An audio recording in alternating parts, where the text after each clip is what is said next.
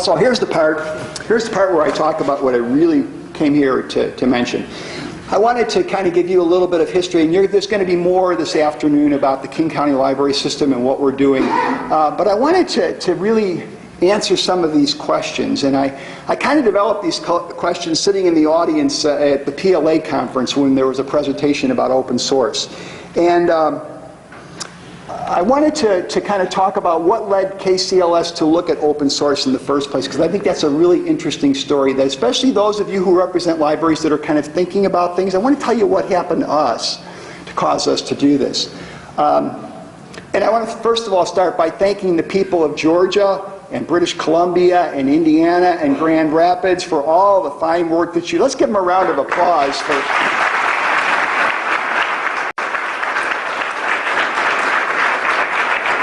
I don't know how many times I need to say this, but I'm going to say it as often as I can. This is a paradigm shift. This is something different. This is a new way of doing business. And what it is that we are working together, taking hold of this thing, you know, that's been so important to our operation of our libraries, and we're managing it, and we're making it what we want to make it. So that's going to be kind of my reoccurring theme. But we didn't get there just because we thought that was a good idea.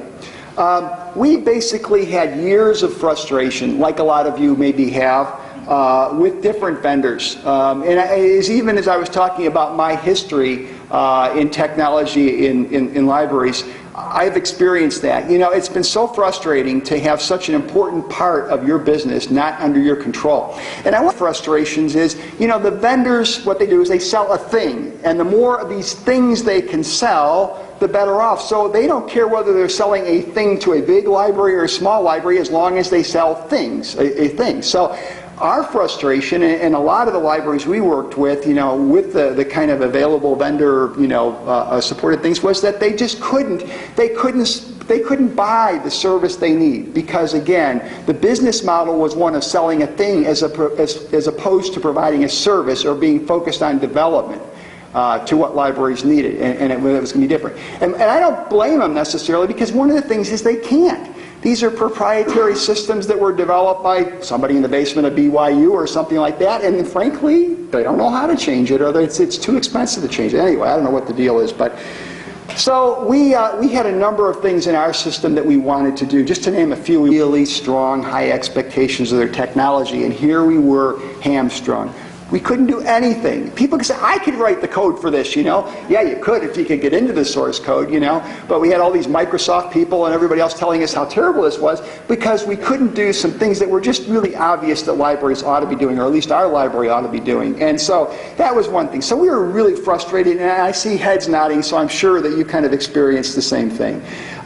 You know, again, we went, even in King County, we went through the 7-year itch thing of, you know, working with Dynex, then working with Innovative, and you know, all those things. And again, no matter what the sales pitch, by the time you really got down to it, it just wasn't going to. They sold a thing, and that was pretty much what you were left with, was that thing that you got. And so that led to a number of years of what I like to call Conversation A and Conversation B. Conversation A, you know, darn it, we need to take control of this. We need to develop our own system. We need to really, you know, get in there and do this kind of thing.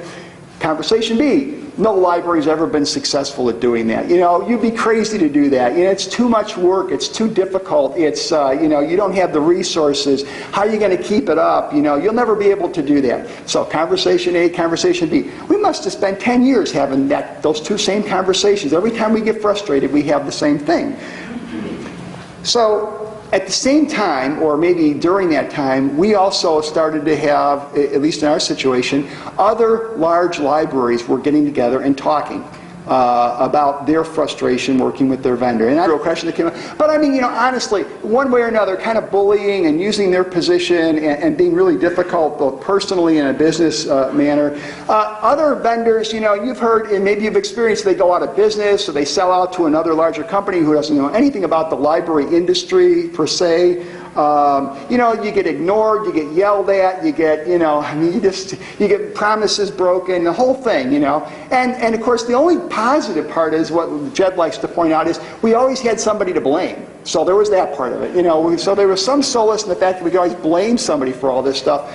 But, you know, frankly, we decided to put an end, or at least, you know, stop having conversation in conversation B by hiring an outside source to really help us investigate whether or not there were any alternatives. We hired a company called Open Source, or not Open Source, but Soft Resources, and they actually did the technology for the Winter Olympics. So it's a pretty big firm in our area, and they know a lot. They actually, our CPAs suggested we talk to them. And they went out and investigated all sorts of possibilities. They looked at the library marketplace, but then they went and looked at FedEx, they looked at UPS, they looked at Blockbuster, they looked at anybody that was in the business of lending something to people, to look at their software. I mean, these guys were really good, to see whether or not there were any models out there that made any sense for us to pursue.